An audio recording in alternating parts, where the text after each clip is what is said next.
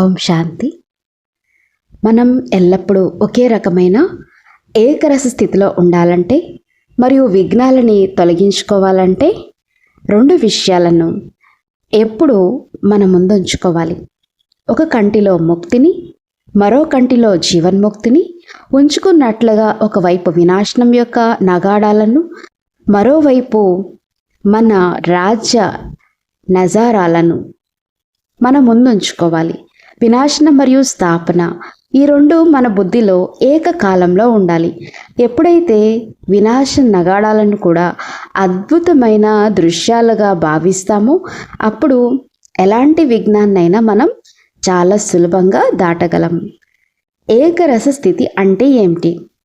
ఎలాంటి పరిస్థితుల్లోనైనా ఎల్లప్పుడూ ఒకేలా స్థిరంగా ఉండటమే ఏకరస స్థితి.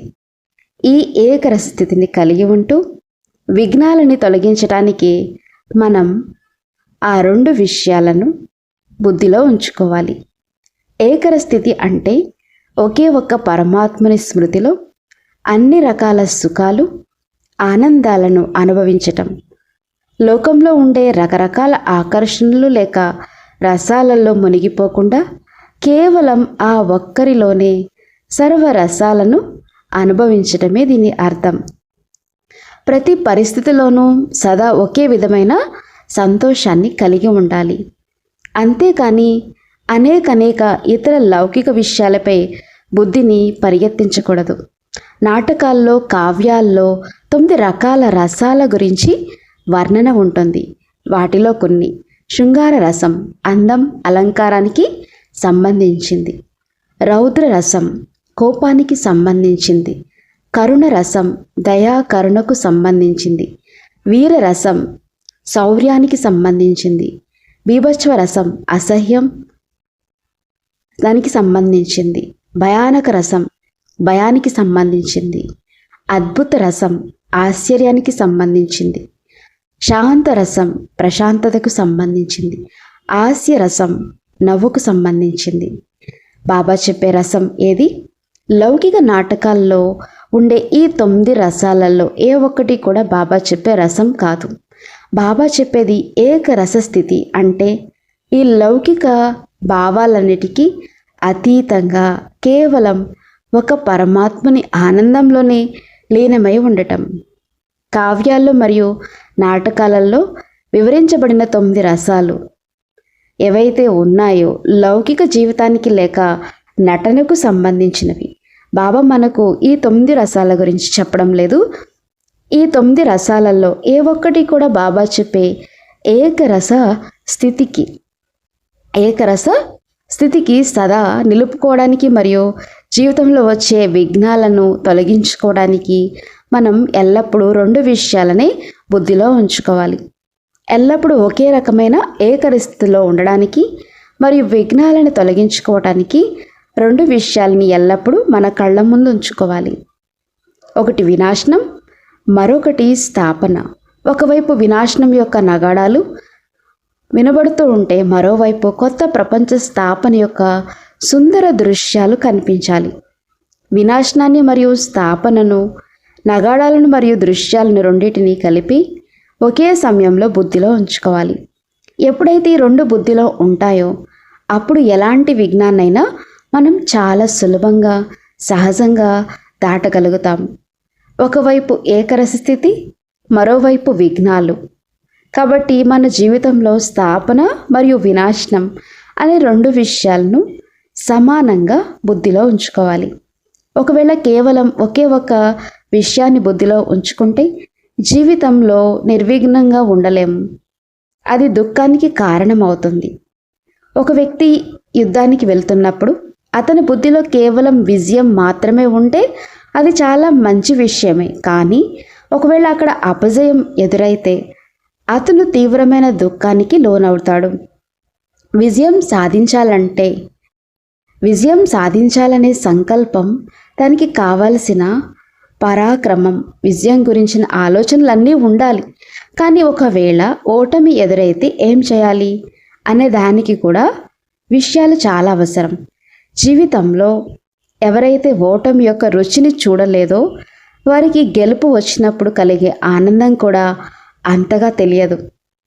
ఒక వ్యక్తి ఎంతటి గొప్పవాడైనా, ఎల్లప్పుడూ గెలుస్తూ ఉండేవాడైనా సరే, ఏదో ఒక రోజు అతనికి కూడా ఓటమి ఎదురవుతుంది. అందుకే ఓటమిని తట్టుకోవడానికి కూడా ముందస్తు తయారీ అవసరం. జీవితంలో పరస్పర విరుద్ధంగా ఉండే రెండు విషయాలు అనుభవం మనిషికి కావాలి. స్థాపన మరియు వినాశనం యొక్క అనుభవం ఎలా కావాలో అలాగే గెలుపు మరియు ఓటమి యొక్క అనుభవం కూడా కావాలి.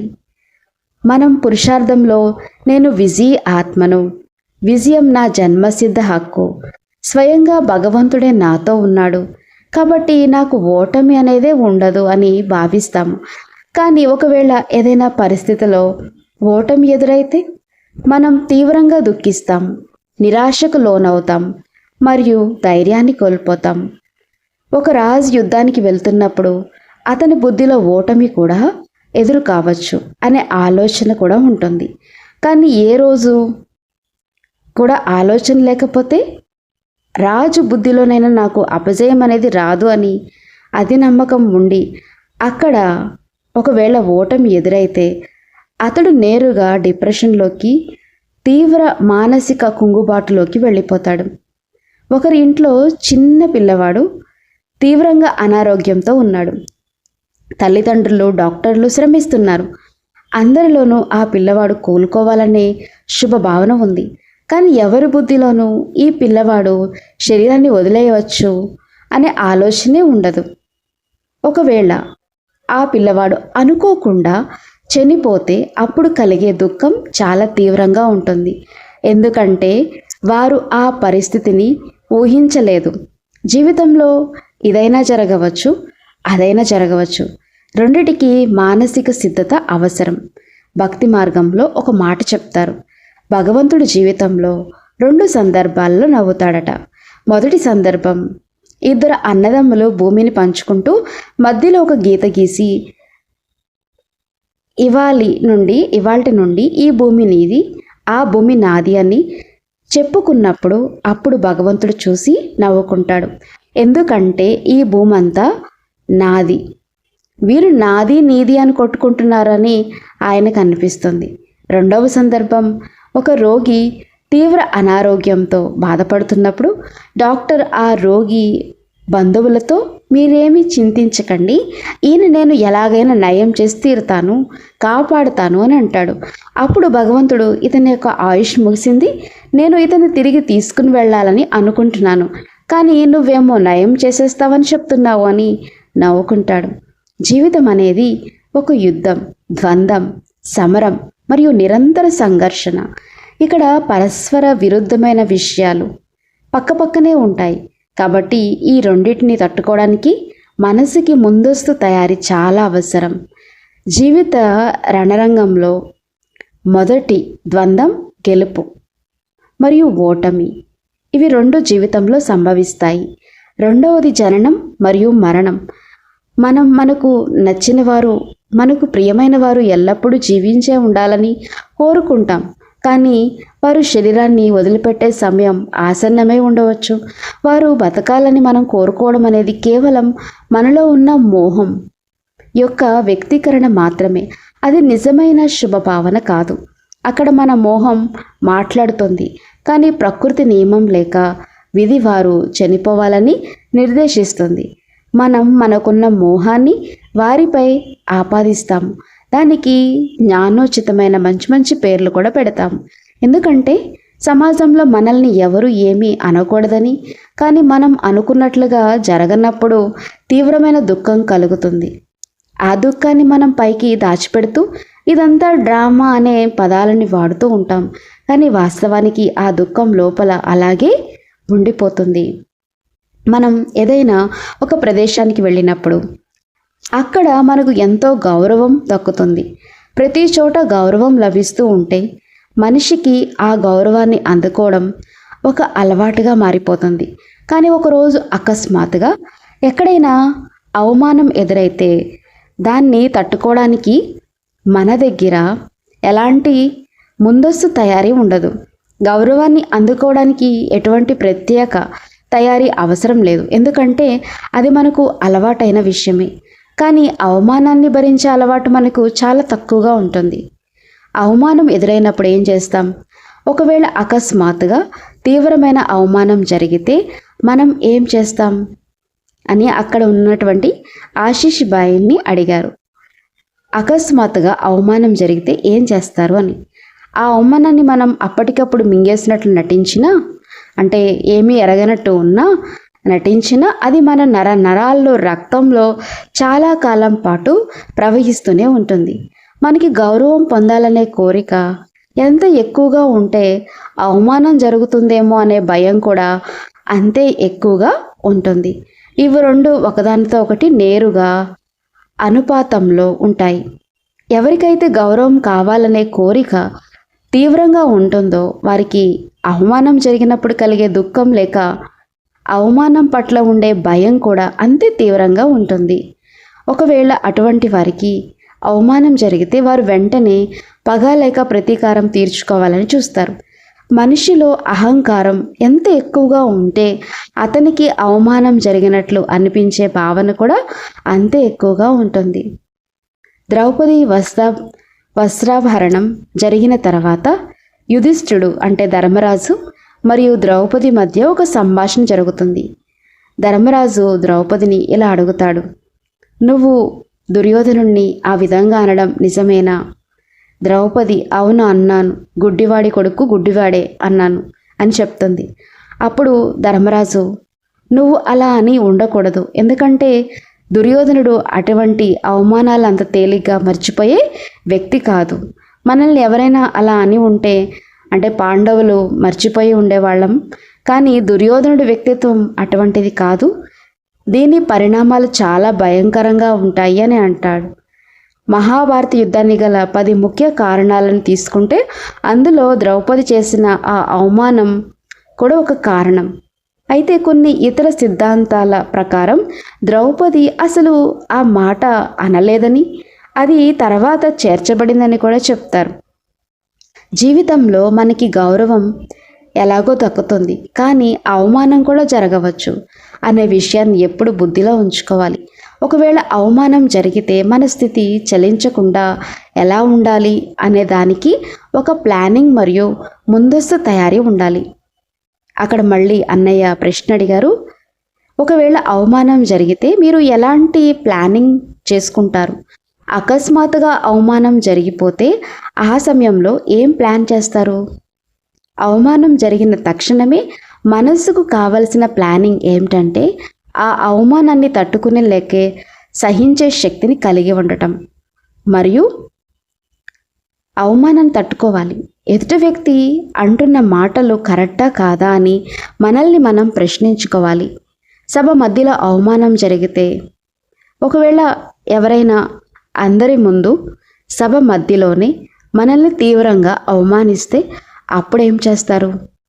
ఆ సమయంలో ఎదుటివారికి శుభ భావన ఇవ్వాలని మనకు అనిపించవచ్చు, కానీ నిజానికి అకస్మాత్తుగా అంత పెద్ద అవమానం జరిగినప్పుడు ఆ తక్షణమే మనలో ఉన్న జ్ఞాన పాయింట్స్ ఏవైతే స్టాక్ ఉందో అంతా ఒక్కసారిగా ఖాళీ అయిపోతుంది.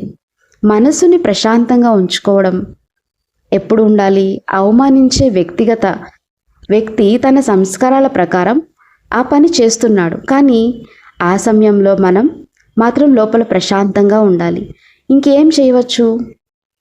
ఆ క్లిష్ట సమయంలో మనం డ్రామా అనే విషయాన్ని గుర్తు తెచ్చుకోవాలి. ఎదుటివారు ఒకవైపు కొడితే రెండో వైపు చూపించడం లేక క్షమించడం అనే స్థితిని ఎంతవరకు కొనసాగించగలం? స్థితప్రజ్ఞుడిగా సదా స్వమానంలో ఎలా స్థిరంగా ఉండాలి? ముందస్తు అభ్యాసం అవసరం. అవమానం జరిగిన తక్షణమే స్థిరంగా ఉండాలంటే దానికి నిజానికి చాలా కాలం ముందు నుంచే మానసిక అభ్యాసం అవసరం.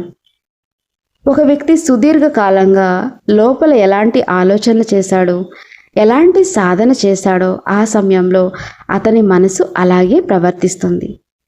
ముందస్తు సాధన లేకపోతే అవమానం జరిగిన తక్షణమే మనిషి చాలా దుఃఖానికి లోనవుతాడు. లేక ఉదాసీనంగా నిరాశగా మారిపోతాడు. అవమానం జరిగిన తక్షణమే జ్ఞానం గుర్తు రాకపోవచ్చు. కొద్ది సమయం తర్వాత, బహుశా ఒక 10 నిమిషాల తర్వాతో, లేక 24 గంటల తర్వాతో, లేక మరుసటి రోజు అమృత వేళ సమయానికో జ్ఞానం యొక్క పాయింట్స్ గుర్తొచ్చి మళ్ళీ తనను తాను స్థిరపరుచుకుంటాడు. ఒకవేళ లౌకిక ప్రపంచంలో ఉంటున్నట్లయితే ఆ అవమానం నుండి కోలుకోవడానికి ఒక వారం రోజులు లేక ఒక్కొక్కసారి సంవత్సరాలు, 7 సంవత్సరాలు కూడా పట్టవచ్చు. అదే మధుబన్లో ఉంటే ఆ వాతావరణం వల్ల రికవరీ పీరియడ్ చాలా వేగంగా ఉంటుంది. అక్కడ 1 గంట నుండి 24 గంటల లోపు మళ్ళీ మనసుని స్థిరపరుచుకోగలరు. అయితే కొన్నిసార్లు మధుబన్లో ఉన్నా కూడా ఎక్కువ సమయం పట్టవచ్చు. ఒక వ్యక్తి మనసుపై పడిన గాయం మానడానికి పట్టే సమయం అనేది 5 నిమిషాల నుండి 5 సంవత్సరాల వరకు ఎంతైనా ఉండవచ్చు.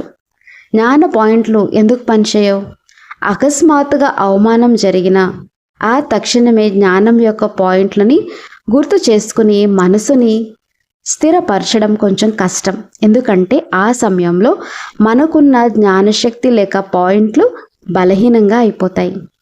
ఆ సమయంలో మనం ఎంతటి శ్రేష్టమైన స్వమానాన్ని కలిగి ఉన్నప్పటికీ ఒక శ్రేష్టమైన సంకల్పంతో పాటు 10 రకాల వ్యతిరేక లేక విరుద్ధమైన భావాలు మనసుపై దాడి చేస్తాయి. దీనివల్ల మనసులో మార్పు వస్తుంది. ఒక వ్యక్తి గత 10 సంవత్సరాలుగా నేను అందరి పట్ల శుభభావన కలిగి ఉన్నాను, అందరికీ సకాష్ ఇస్తున్నాను అని అనుకుంటూ ఉండవచ్చు. కానీ తీవ్రమైన అవమానం జరిగిన ఆ క్షణంలో అతని లోపల కూడా ప్రతీకారం తీర్చుకోవాలనే భావన ఉత్పన్నం కావచ్చు. అవమానం జరిగినప్పుడు మనసులో ఎటువంటి భావన వస్తుందో మనం ముందుగా చెప్పలేం. అక్కడ అన్ని రకాల భావాలు కలిసిపోయిన మిశ్రమ భావాలు ఉత్పన్నమవుతాయి. ఆ సమయంలో మనసు ఏకరసంగా ఉండదు. ఆ క్లిష్ట సమయంలో అసహ్యంతో కూడిన బీభత్స రసం, భయంతో కూడిన భయానక రసం అన్నీ ఒక్కసారిగా మనసులోకి వచ్చేస్తాయి. ఆ తర్వాత కొద్దిసేపటికి నేను ఎంత చిన్న విషయానికి ఇంతలా రియాక్ట్ అయ్యాను, ఏం చేస్తున్నాను అనిపించి నవ్వుతో కూడిన హాస్యరస్యం కూడా వస్తుంది.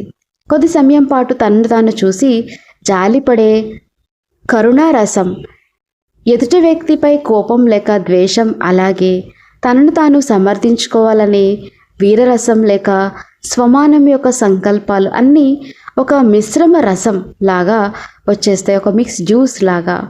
ఈరోజు మనకి గౌరవం దక్కుతుంటే రేపు అవమానం కూడా జరుగుతుంది. ఈరోజు విజయం లభిస్తుంటే రేపు అపజయం కూడా ఎదురవుతుంది. ఎప్పుడైతే పరాజయం ఎదురైనప్పుడు కూడా మనసు స్థిరంగా ఉంటుందో అప్పుడే అతడిని అచల అడోల్ యోగి, అంటే చలించని యోగి అని పిలుస్తారు. ఎల్లప్పుడూ గెలుస్తూ జీవితంలో ఎన్నడూ ఓటమిని చూడని వ్యక్తి ఎప్పటికీ స్థితప్రజ్ఞుడైన యోగి కాలేడు. ఎందుకంటే అతడు అన్ని రకాల పరిస్థితుల్ని, రుచిని చూడవలసి ఉంటుంది. గౌరవ అవమానాలు, గెలుపు ఓటముల్లాగే జీవితంలో మరొక ద్వంద్వం ఉంది. అదే సుఖం మరియు దుఃఖం. ప్రస్తుతం మనకు సుఖం లభిస్తుంది, కానీ భవిష్యత్తులో దుఃఖం కూడా వస్తుంది. జీవితంలో సుఖం రావడం చాలా మంచి విషయమే, కానీ రాబోయే దుఃఖాల్ని తట్టుకోవడానికి మన దగ్గర ముందస్తు తయారీ ఉందా? ముందుగా రెడీగా ఉన్నారా? బాబా మురళీలో చెప్పారు, ముందు ముందు మీపై దుఃఖాల పర్వతాలే విరిగి పడతాయి. ప్రస్తుతం మీకు వచ్చే దుఃఖాలు చాలా చిన్నవి, అంటే పైసల వంటివి, కానీ భవిష్యత్తులో చాలా పెద్ద దుఃఖాల పర్వతాలే వస్తాయి. ఆ తర్వాతే సత్యుగంలో సుఖాల పర్వతాలు నిలబడతాయి. సుఖంగా ఉండడానికి మనిషికి ఎటువంటి ముందస్తు తయారీ అవసరం లేదు. ఎందుకంటే ప్రతి ఒక్కరూ సహజంగానే సుఖాన్ని కోరుకుంటారు మరియు సుఖంగా ఉంటారు. కానీ దుఃఖం వచ్చినప్పుడు దాన్ని ఎదుర్కోవడానికి మనిషి మానసికంగా సిద్ధంగా ఉండడు. అవమానం జరిగిన తక్షణమే మనసులో వీరరసం, బీభత్స రసం, జాలి వంటివన్నీ మిశ్రమ జ్యూస్ లాగా ఎలా వస్తాయో అలాగే జీవితంలో ఈ ద్వంద్వాలు ఎదురైనప్పుడు కూడా మనసు చలిస్తుంది. అందుకే సుఖంతో పాటు దుఃఖాన్ని కూడా తట్టుకునేలా బుద్ధిని ముందే సిద్ధం చేసుకోవాలి. బాబా చెప్పారు, ఇప్పుడు మీకు వచ్చే దుఃఖాలు చాలా చిన్నవి అనేసి. అది మీకు గుర్తుంది కదా? ఎన్ని దుఃఖాలు! ఆదివారం నాటి మురళిలో బాబా 6 రకాల దుఃఖాల గురించి చెప్పారు. బాబా మిమ్మల్ని బేఫికర్ బాదుషా అంటే చింతలేని చక్రవర్తులు లేక బేగంపూర్కి బాబ్ అంటే మహారాజులు, దుఃఖం లేని నగరానికి మహారాజులుగా అని పిలుస్తారు. అటువంటి స్థితిలో ఉన్న వారికి దుఃఖం యొక్క అలలు కాదు కదా, దుఃఖం యొక్క చినుకులు, దుఃఖం యొక్క ఛాయ లేక నీడ కూడా పడకూడదు. దుఃఖం అనే నామరూపాలే ఉండకూడదు. సుఖం లభించినప్పుడు దాంతోపాటు దుఃఖం కూడా వస్తుంది. సుఖం మరియు దుఃఖం, సుఖం రావడం అనేది చాలా మంచి విషయం, కానీ దుఃఖాన్ని ఎదుర్కొనేందుకు కూడా మన దగ్గర తయారీ ఉండాలి.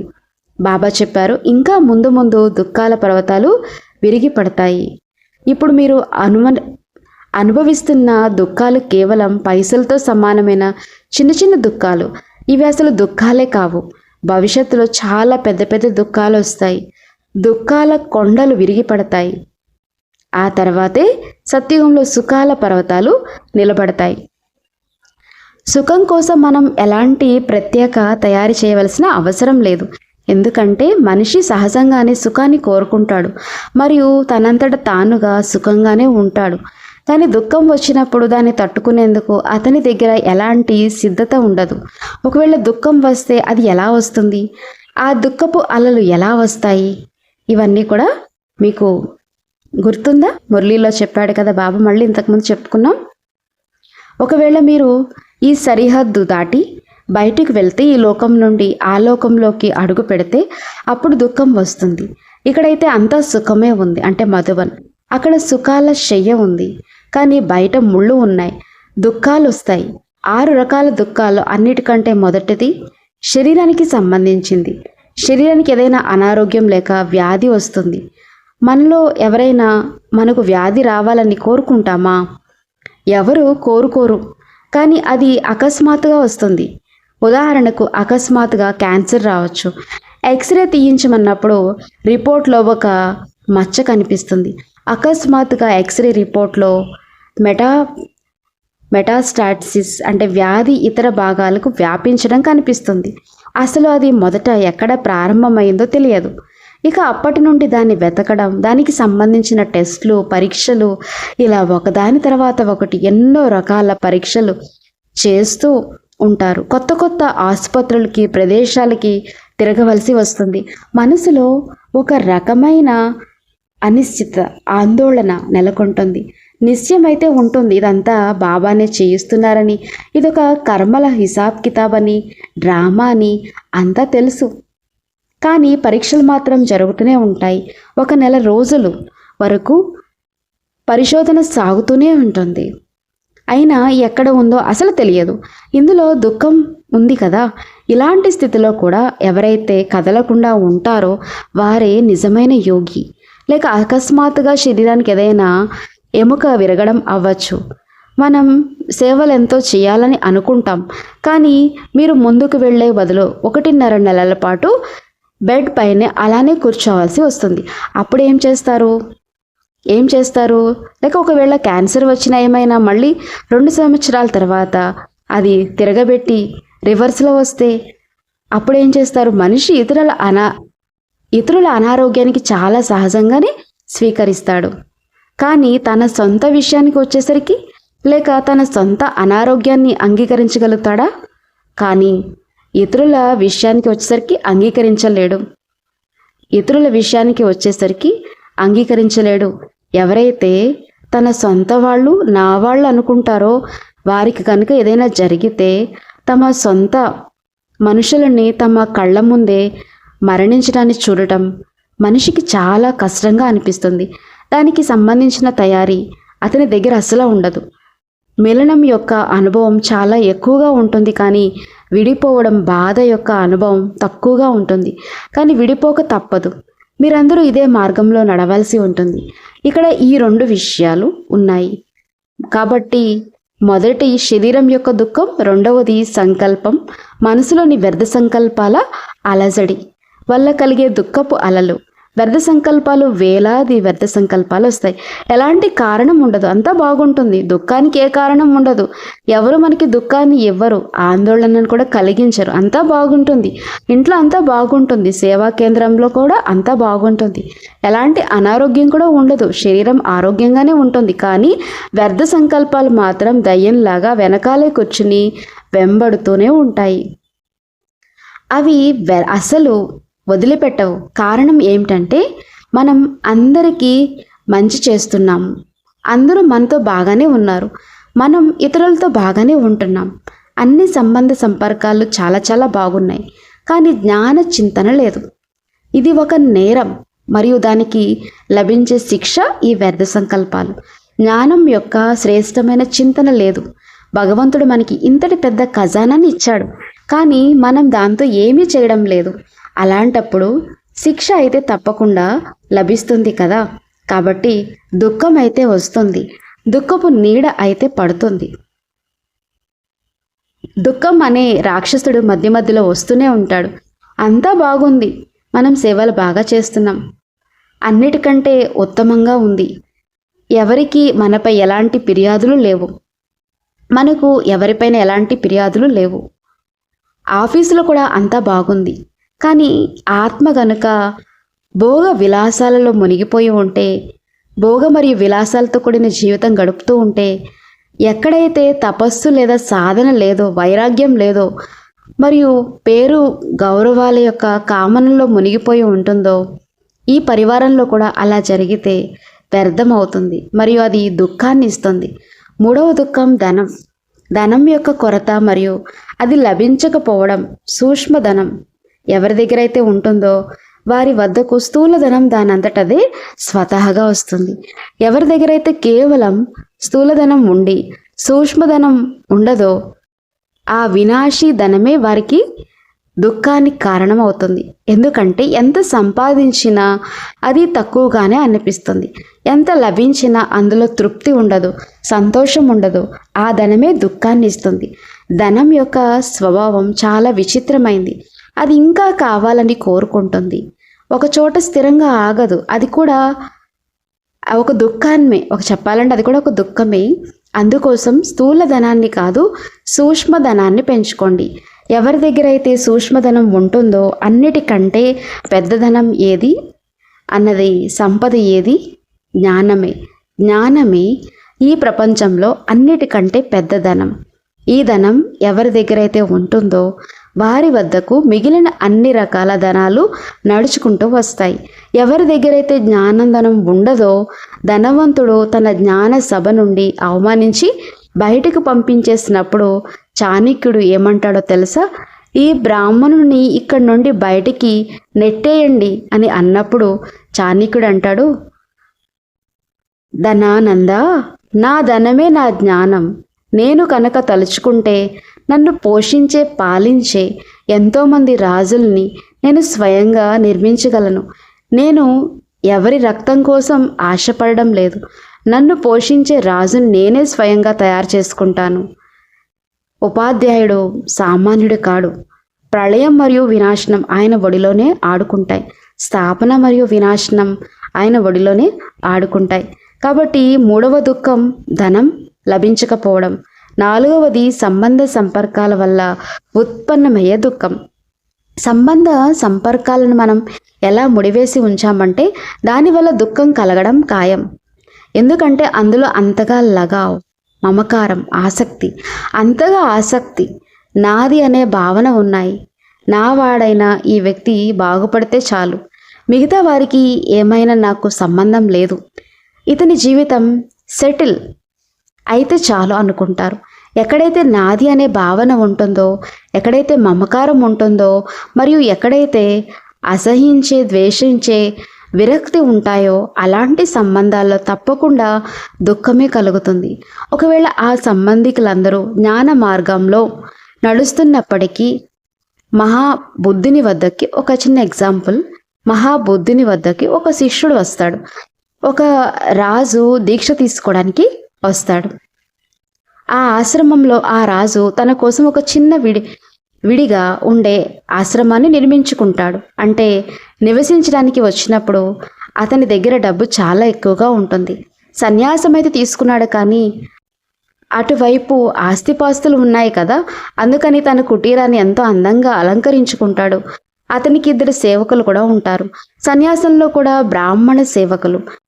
అతని పరువు అంతా విడిగా ఉండేది. ఇలా చూపించారు. ఆ పూర్తి కథ మనకు తెలియదు, కానీ ఇంతే చెప్తారు. అలాంటి ఒక వ్యక్తి వారి ఆశ్రమానికి వచ్చాడని, తన కోసం ఒక ప్రత్యేకమైన కుటీరాన్ని ఏర్పాటు చేసుకున్నాడని, మిగతా సాధారణ వారితో కలిసి కాకుండా తను సెపరేట్గా ఉండేవాడు. అక్కడ అతని కోసం ఒక పల్లకి, అంతా అతని సొంత వ్యవహారమే ఉండేది. అతని భోజనం కూడా సొంతంగా తయారయ్యేది. 2 వంటగాళ్ళు ఉండేవారు, అంటే ప్రైవేట్ కుక్స్ అన్నమాట. అలాంటి ఒక శిష్యుడు కూడా ఒకప్పుడు వారి వద్ద ఉండేవారు. మరి ఇది సాధన అవుతుందా? 5వ దుఃఖం స్వభావ సంస్కారాల బలహీనత మరియు ఇతరుల స్వభావ సంస్కారాల బలహీనత.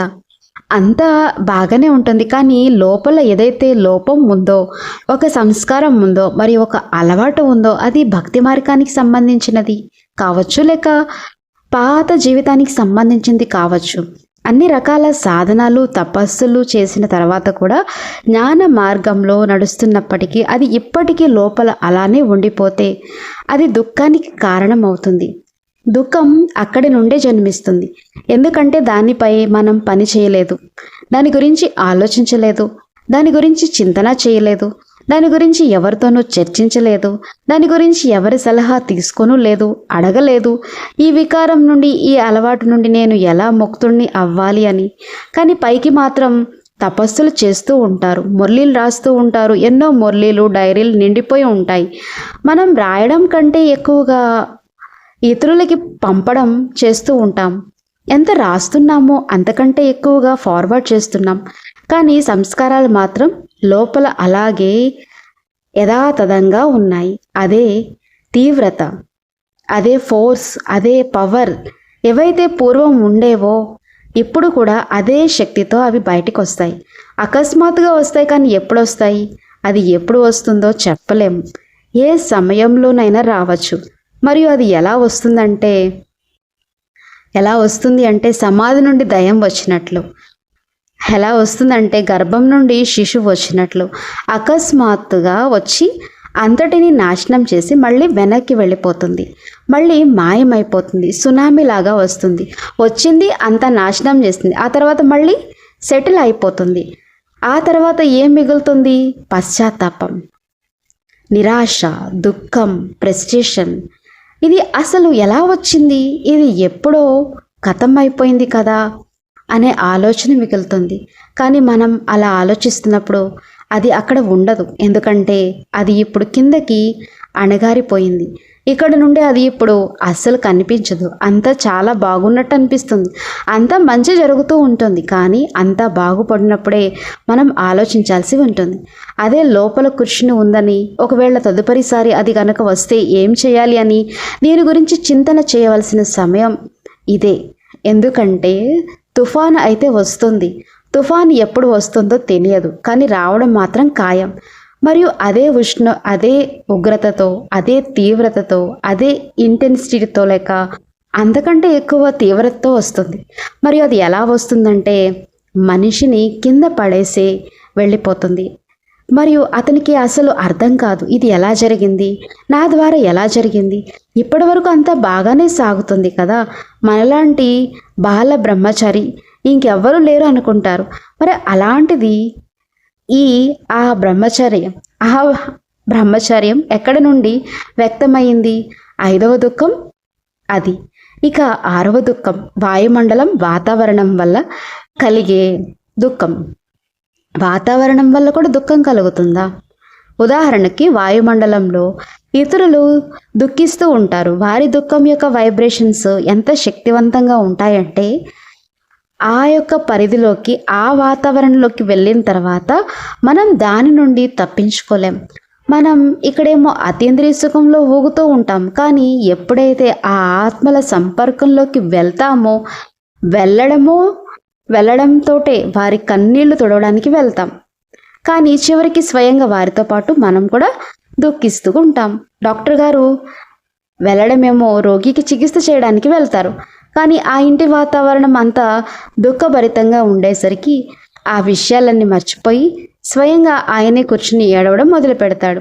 ఎక్కడైనా హింస జరిగినా, ఎలాంటి వాతావరణమైనా ఇదంతా దుఃఖానికి ఒక ఉదాహరణ. దుఃఖం అంటే ఎవరైనా అనారోగ్యంతో ఉండి ఇక కొద్ది రోజుల్లో చనిపోతారని అనుకోండి. ఇప్పుడు ఆ ఇల్లంతా ఎంతటి దుఃఖభరితమైన వాతావరణం ఉంటుందో కదా. ఇంట్లో వాళ్ళందరూ ఆ వ్యక్తిని ఎంతో అమితంగా ప్రేమిస్తూ ఉంటారు. ఒకవేళ ఆ వ్యక్తి కనుక వయసులో చిన్నప్పుడే యవ్వనంలో ఉన్నవాడైతే ఇంకా కొద్ది రోజుల్లో వెళ్ళిపోతున్నాడు అని తెలిస్తే అక్కడ వాతావరణం అంతా ఒక్కసారి అత్యంత శోకసంద్రంగా మారిపోతుంది. అలాంటి వాతావరణంలోకి ఎవరైనా వెళ్తున్నారంటే అప్పటి వరకు వాళ్లకు ఒక స్వమానం ఉంటుంది. నేను ఒక ఫరిస్తాను, నేను ఎంతో అదృష్టవంతుడైన ఆత్మను అని. కానీ ఎప్పుడైతే అక్కడ ఎంట్రీ ఇస్తాడో, అడుగు పెడతాడో, మెల్లమెల్లగా వాళ్ళ ఎమోషన్స్, భావోద్వేగాలలో అలజడి మొదలవుతుంది. అలా జరగవచ్చు కదా. వాయుమండలం అనేది చాలా శక్తివంతంగా ఉంటుంది. అది తన రంగును పులుముతుంది. అది ఎవరైనా సరే, పాజిటివ్ వాతావరణం తన రంగును పులిమినట్లే నెగిటివ్ వాతావరణం కూడా తన రంగును పులుముతుంది. నెగిటివ్ యొక్క సామర్థ్యాన్ని మనం తక్కువగా అంచనా వేయకూడదు. దుఃఖభరితమైన వాయుమండలం యొక్క శక్తిని తక్కువగా అంచనా వేయకండి. ఒకవేళ ఎవరైనా నేను బాల తపస్విని, యోగిని, ఇక్కడ వికారాల వాయుమండలం ఉన్నప్పటికీ నేను అక్కడికి వెళ్ళినా కూడా అచ్చల్గా స్థిరంగా కదలకుండా ఉంటాను, నాకేం ఫరక్ పడదు, నాకేం కాదు, ఇది నాకు ఒక నీడ లాంటిది మాత్రమే, ఈ దేహం అనేది కేవలం ఒక ఛాయ్ మాత్రమే అనుకుంటూ అక్కడికి వెళ్ళి కూర్చుని చూద్దాం నన్ను ఏది ప్రభావితం చేస్తుందో, ఇవన్నీ మట్టి బొమ్మలే కదా అని అలా ఛాలెంజ్ చేయడానికి వెళ్తాడు. ఆ తర్వాత తెలుస్తుంది తాను కూడా ఒక బొమ్మలా మారి అందులోనే మునిగిపోయాడని. మొక్క చిన్నగా ఉన్నప్పుడు దాన్ని చాలా జాగ్రత్తగా రక్షించాల్సి ఉంటుంది. ఒక చిన్న మొక్క ఉందనుకోండి, దాని వద్దకు ఎవరైనా రావచ్చు, గొర్రెలు, మేకలు రావచ్చు. అందుకే దాన్ని ఎంతో కాపాడాల్సి వస్తుంది. అవును, ఒకవేళ ఒక పెద్ద వృక్షంలా మారిపోతే ఆ తర్వాత ఏమీ కాదు. ఆ తర్వాత ఆ చెట్టుకి ఏనుగుని కట్టేసినా కూడా అది విరగదు. కానీ ప్రస్తుతం ఆ మొక్క చిన్నదిగా ఉంది. ప్రస్తుతం మీ సాధన అనేది ఇంకా ఏమంటారు, బాల్య అవస్థలోనే ఉంది. సాధన యొక్క బాల్య అవస్థ అది. సాధకుడు ఇంకా చాలా చిన్నవాడు, బాల్య అవస్థలో ఉన్నాడు. అందుకోసం అతడు తనను తాను సంరక్షించుకోవాల్సి వస్తుంది. ఇందుకోసమే అన్ని నియమాలు ఉన్నాయి, ఇందుకోసమే అన్ని మర్యాదలు ఉన్నాయి. సీత తన యొక్క లక్ష్మణ రేఖ దాటింది, ఆ తర్వాత శోకవాటికి చేరుకుంది. కాబట్టి ఇందుకోసం నియమాలు, మర్యాదలు ఇవన్నీ ఏంటి? ఇవన్నీ ఒక సరిహద్దు, ఇవన్నీ అవసరమే. అవును, ఒకవేళ మీరు పెద్దగా మారిపోతే అప్పుడు పర్వాలేదు, శక్తివంతంగా మారిన తర్వాత ఎలాంటి సమస్య ఉండదు. కానీ శక్తివంతం అయిన తర్వాత దేనికైనా కట్టేయండి అనుకోండి, అది విరగదు కదా. కానీ ప్రస్తుతం చిన్నదిగా ఉంది, ఇప్పుడే పరీక్షించుకుందామని బయలుదేరితే నాకేం కాదు, నేను వెళ్ళి చూస్తాను అని ఎక్స్పెరిమెంట్ చేస్తే అక్కడంతా అవినీతి వాతావరణం ఉంది. మనం అనుకున్నాం నేను అవినీతికి వ్యతిరేకమని, కానీ ఆ యొక్క రంగంలోకి ఎంట్రీ ఇచ్చాం. ఆ తర్వాత మెల్లమెల్లగా మనిషిపై ఆ రంగు పడిపోతుంది, అక్కడే ఉండిపోతాడు. మా కాలేజీలో ర్యాగింగ్ జరిగేది. కొంతమంది విద్యార్థులు ఉండేవారు, వాళ్ళు యాంటీ ర్యాగింగ్కి మద్దతుగా ఉండేవారు.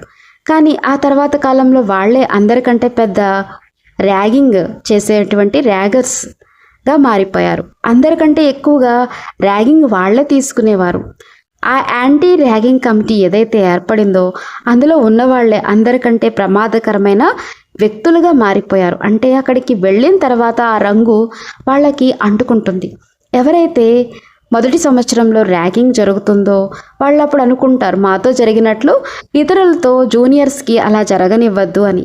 కానీ వాళ్ళు ఎప్పుడైతే సెకండ్ ఇయర్లోకి వెళ్తారో అందరికంటే ఎక్కువ భయోందనలను సృష్టించే ర్యాగర్స్ వాళ్ళే అవుతారు.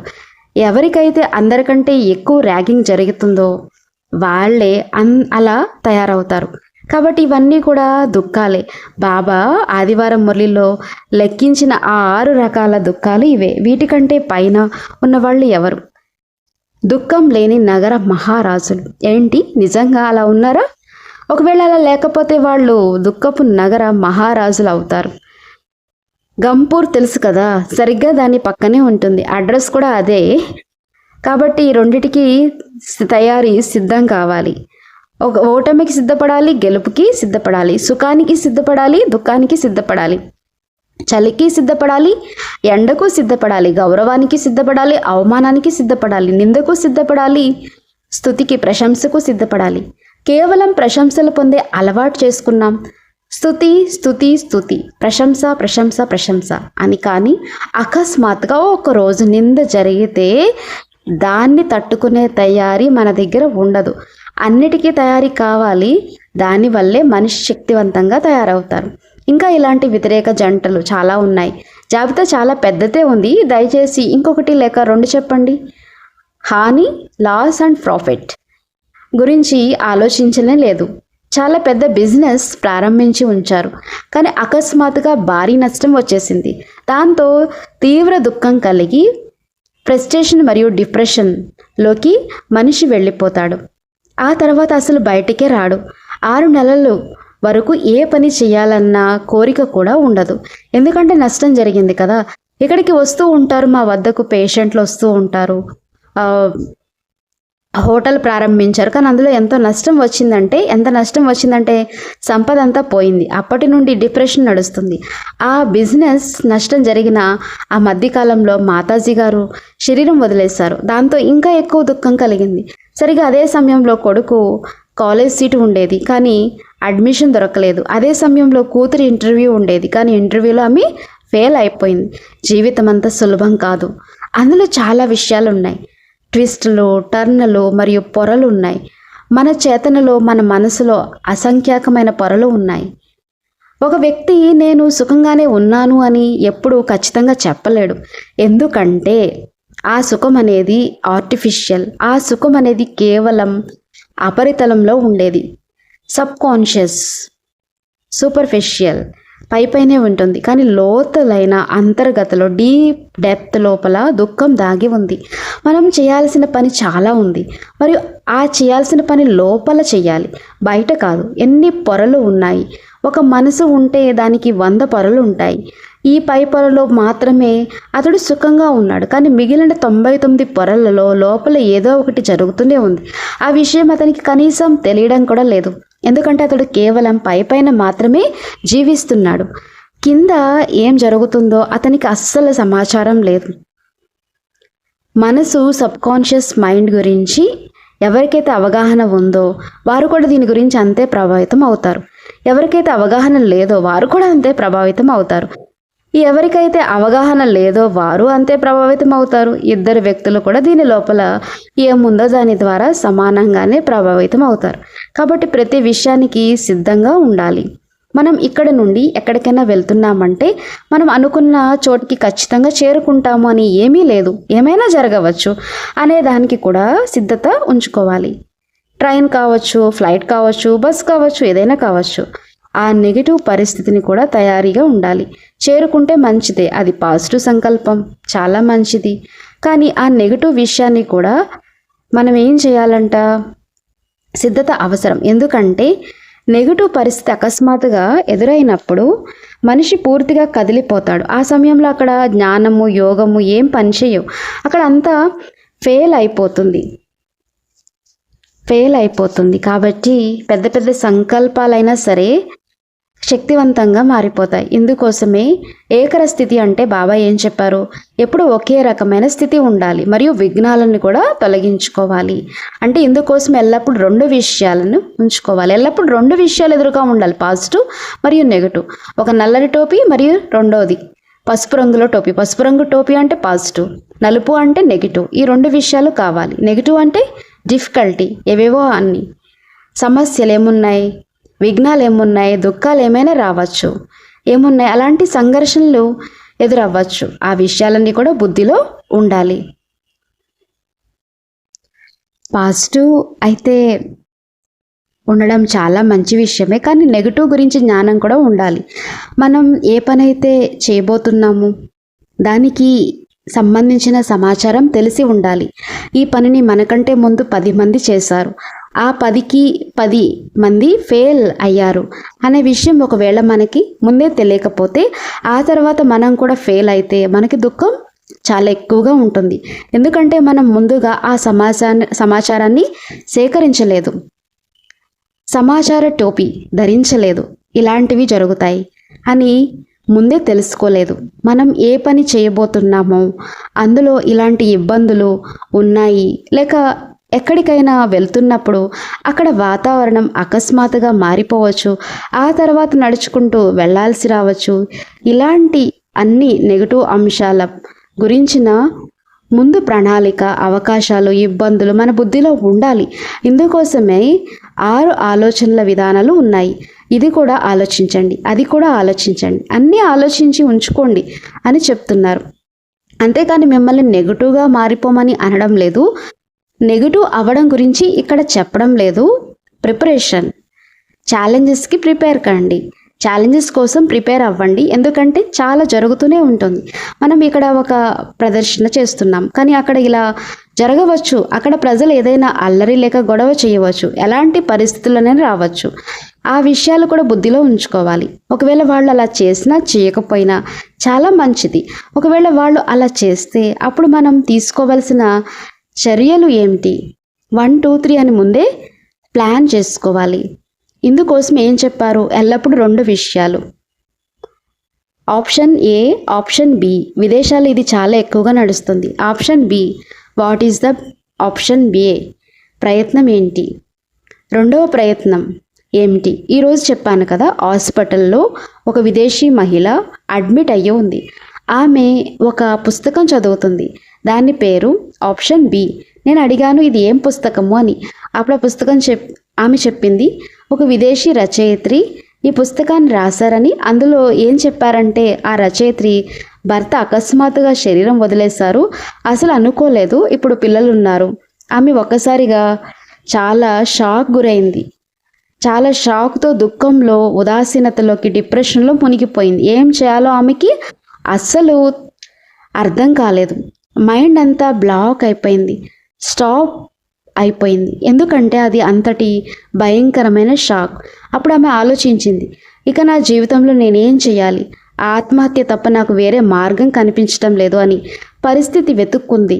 తనను తాను ఎలా సంభాళించుకుందో ఆప్షన్ బి వెతికింది. ఎలా వెతికింది అంటే, జీవితంలో ఇలా జరిగిపోయింది, ఇది ఆప్షన్ ఏ అయితే ఇప్పుడు ఆప్షన్ బి కూడా ఉంది, మరొక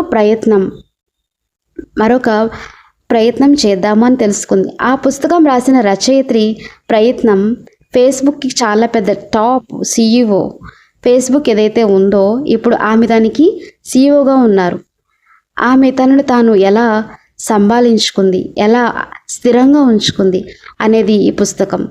ఆమెకు ఆత్మ పరమాత్మ జ్ఞానం లేదు, ఆత్మ యొక్క అమరత్వం గురించిన జ్ఞానము లేదు. కేవలం లౌకిక జ్ఞానంతోనే తన తాను ఎలా స్థిరపరుచుకుంది అనే పూర్తి కథ ఈ పుస్తకంలో రాయబడి ఉందని ఆ సోదరి చెప్పింది. కాబట్టి ఆప్షన్ బి, మరి ఏం చేయాలి? ఈ 2 విషయాలను వినాశనం యొక్క నగాడాలు మరియు స్థాపన యొక్క దృశ్యాలు రెండింటిని ఎదురుగా ఉంచుకోవాలి. అప్పుడు ఎలాంటి విఘ్నాలైనా లేక సహజంగా దాటగలరు, అప్పుడు మాత్రమే చేయగలరు, లేకపోతే చేయలేరు. కాబట్టి ఈ 2 విషయాలని ఎల్లప్పుడూ గుర్తుంచుకోవాలి. మీరు ఎక్కడికి వెళ్తున్నా, ఏ పని చేస్తున్నా ఈరోజు ఇలా జరగవచ్చు, లేక అలా కూడా జరగవచ్చు. ఇందుకోసం ఒకవేళ అకస్మాత్తుగా ఏదైనా జరిగిపోతే మీరు దుఃఖపడకూడదు. ఉదాహరణకు అకస్మాత్తుగా ఒక ఫోన్ కాల్ వచ్చింది అనుకోండి. మా ముంబై హాస్పిటల్లో ఒక డాక్టర్ గారు ఉన్నారు. ఆయన చాలా పెద్ద సర్జన్. ఆయన కొడుకు యంగ్ డెంటిస్ట్, లండన్లో చదువుకుంటున్నాడు. చదువు పూర్తయిపోయింది. ఒకరోజు అకస్మాత్తుగా ఫోన్ వచ్చింది. అంటే ప్రస్తుతం నేరుగా ఆ తల్లిదండ్రులు ఒకసారిగా తీవ్రమైన షాక్లోకి వెళ్ళిపోయారు. కనీసం పరిస్థితి విషమంగా ఉంది, ప్రస్తుతం హాస్పిటల్కి తీసుకువెళ్తున్నాము, బతికే అవకాశాలు తక్కువగా ఉన్నాయి, మీరు త్వరగా రండి అని కూడా చెప్పలేదు. నేరుగా మరణించాడు, శవం ఎదురుగా ఉంది అని ఫోన్ వచ్చింది. వాళ్ళు అసలు ఏం మాట్లాడలేకపోయారు, కనీసం ఏడవలేకపోయారు. ఏడవడం లేదు, మాట్లాడడం లేదు, ఏమీ లేదు, పూర్తిగా నిశ్శబ్దంగా ఉండిపోయారు. అది అంతటి భయంకరమైన షాక్. ఇందుకోసం శరీరంలోకి రావడం మరియు శరీరం నుండి వెళ్ళిపోవడం గురించిన చాలా పెద్ద తయారీ మనకు ఉండాలి. మన గురించి మరియు ఇతరుల గురించి కూడా. ఆత్మలు శరీరంలోకి వచ్చాయి, అలాగే శరీరం నుండి బయటికి వెళ్ళిపోతాయి కూడా. ఒకవేళ మనం నా కొడుకు, నా కూతురు, నా భర్త, నా భార్య అవినాశి అని భావిస్తే అది చాలా భ్రమ మాత్రమే, తీపి భ్రమ. ఇక్కడ ఎవ్వరూ శాశ్వతం కాదు, అందరూ వెళ్ళిపోవాల్సిందే. ఓం శాంతి.